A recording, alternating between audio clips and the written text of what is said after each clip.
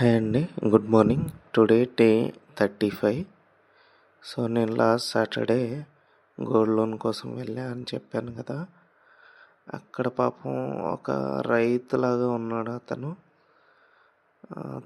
Gold అమ్మడానికి వచ్చాడనమాట. అక్కడ banking person నన్ను అడిగాడు, మీరు ఆ గోల్డ్ కొనుక్కుంటారా అని చెప్పి. నేను డైరెక్ట్ నో అని చెప్పాను. బట్ గోల్డ్ అతను తులం అంటే 10 గ్రామ్స్ వచ్చేసి 20K 20,000కి అమ్ముతున్నాడు. 3 తులాలు అమ్మాడండి 60,000కి. నాకు చాలా బాధ వేసింది.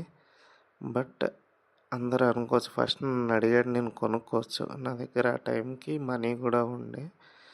బట్ నేను ఎందుకు కొనలేదంటే అతను ఎందుకు అంత తక్కువ అమ్ముతున్నాడు అనేది ఒక విషయం నాకు తెలీదు. అదైతే ప్యూర్ గోల్డ్ డెఫినెట్గా, ఎందుకంటే గోల్డ్ షాప్ అతనే వచ్చి కొనుక్కున్నాడు ఆ గోల్డ్ని. మేబీ అతను ఎందుకు అంత అర్జెంటుగా అమ్ముతున్నాడు అన్న విషయం నాకు క్లారిటీ లేదు, నేను ప్రస్తావించదలుచుకోలేదు.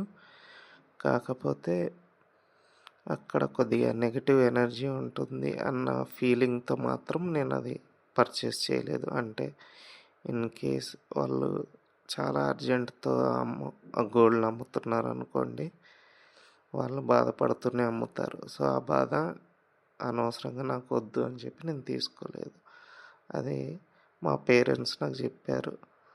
సో అందుకని నేను తీసుకోలేదండి అది.